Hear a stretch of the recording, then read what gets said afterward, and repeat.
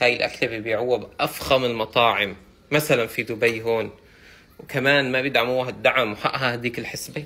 يعني هلا لازم تحاسبينا كلياتنا تقولي تفضلوا ادفعوا. يحطوا لها هالقد بيض وهالقد افوكادو. مدعومة هاي، وين عايشين انتم؟ افوكادو.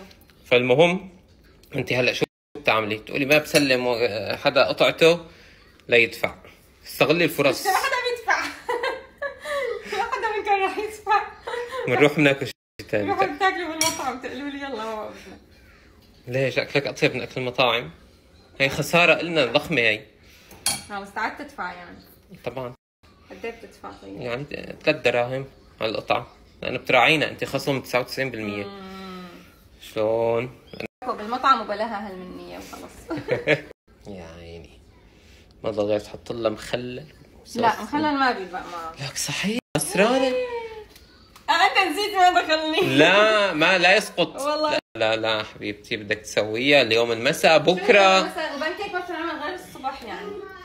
معنا تذكرني. كيف قلبي صار يوجعني ترى.